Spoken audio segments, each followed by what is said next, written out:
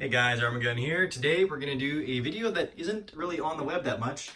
This is going to be a disassembly video of the Browning M2, the Ma Deuce. This one is in Canada. This is in semi-automatic only, so that's why I'm able to have one here. These are pretty rare, but again, they're in Canada, they're not restricted, so as long as you're properly licensed, you can have these things, you can shoot them in wherever it's legal to shoot firearms. So this is what it's chambered in. It's linked 50 BMG. And yeah, it's gonna be a little awkward to do this video just because it's so huge. And my tripod's kind of up here, and for most of the tasks I need both hands. But we'll go through it and step by step, and I'll do some explaining around the way. And yeah, let's get on with it. Okay, so first off, you're gonna take off your spade grip. So first actually, you're gonna take off your barrel. I've already removed that because I couldn't fit, like the only place I can take this video in the first place is on my bed. But I already removed the barrel. Mine is a twist-off design, not a quick detach. So if you're doing the twist-off design, what you're going to do is take your action. You can either lock it back if you've got a full auto. I don't, so all I can do is just this initial step, which just locks the bolt back just a hair. I'll show you what that's like. So you can see inside here, it's just opened enough that the action is disengaged from the barrel.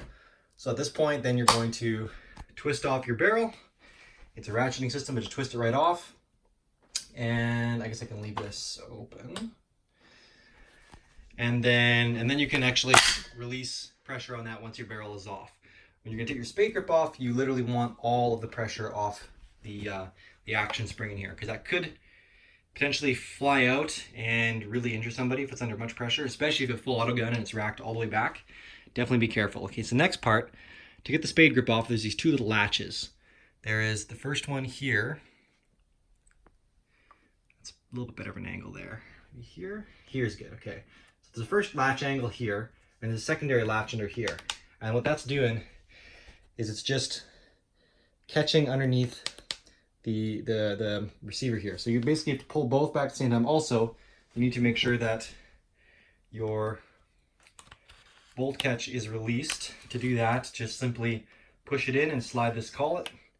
That releases it. Otherwise, it's going to get hung up about an inch up once the arm from this contacts the inside there. So, okay, so then pull both latches simultaneously, and you're going to start hammering up on this slide. My gun was Cerakoted, and it's new, essentially new. It's a TNW receiver.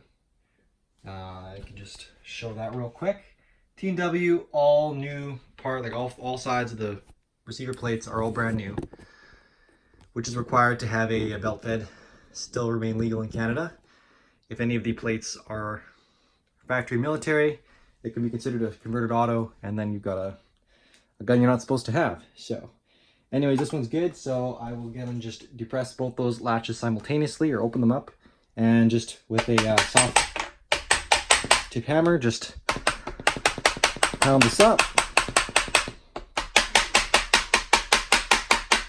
Once it's basically all the way up to, you can let go of the latches. So see, it's coming up here pretty good. Okay, so that's off. There's your spade grip. This is an M2 spade grip buffer. The M3 is a little bit different. And this is where, if this is depressed, this little locking arm is going to contact the inside of the receiver here and not let you get this thing off. So anyways, there's your spade grip. That's done. Set that off to the side. Next up, we'll take a quick look at the internals. So this is that spring that you don't want coming flying out at you. This is your buffer body. This up here is your bolt, of course. But anyways, for starters, we will take your spring out. So you just push forward and you push left.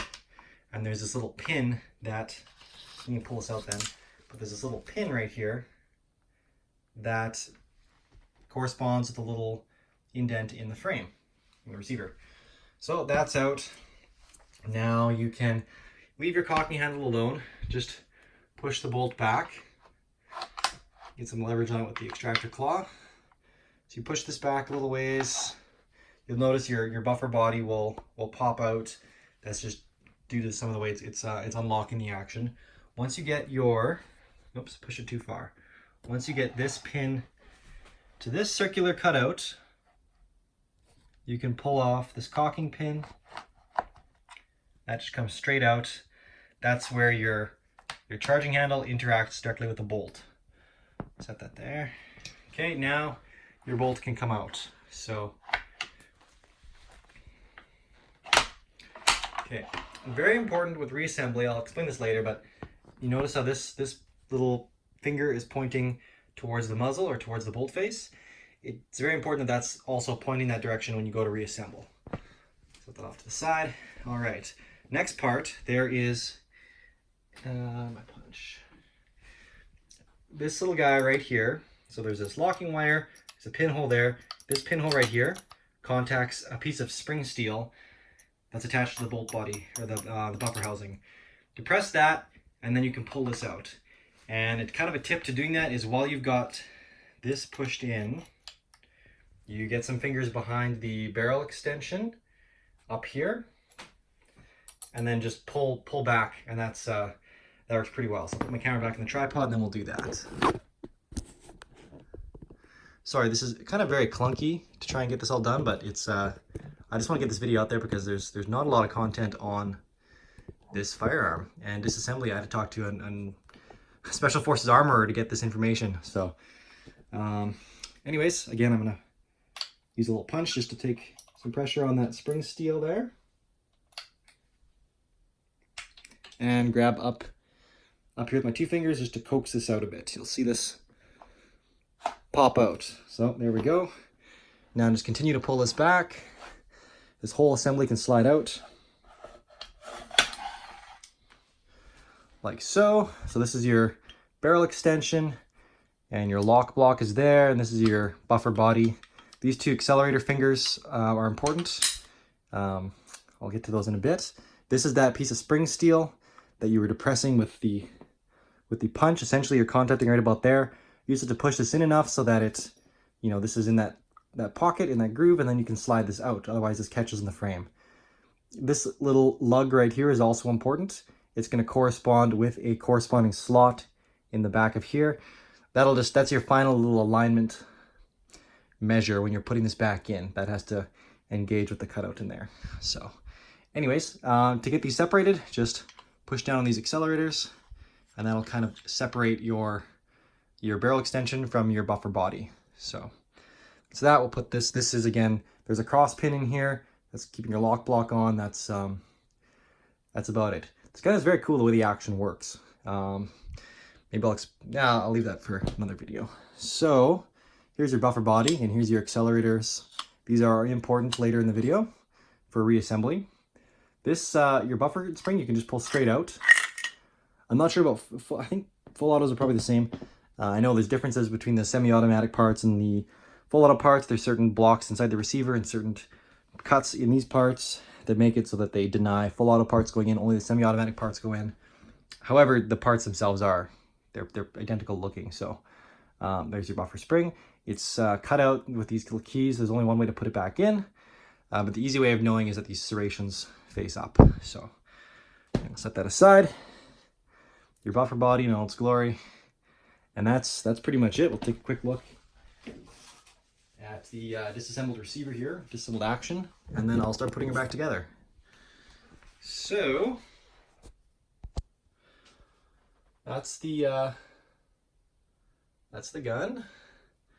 I've got this on sitting on an M2 tripod. This is the tripod that was typically used with the 1919s as opposed to the Brownings. They were on an M3 tripod, but that would fit even worse up here. This is your traverse and elevation, and then your front pintle is what hooks the gun into the tripod. Basic sights. There's lots of other cool sights you can get too. Cool ones like Crane Industries that are a nice fancy kind of backup iron sight, and then there's also a pick rail you can put on here, and you can put all sorts of cool stuff.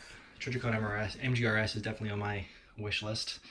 But yeah, that's the gun. This again is that little hole where you push the punch through to engage on this. Where'd it go? This spring right here.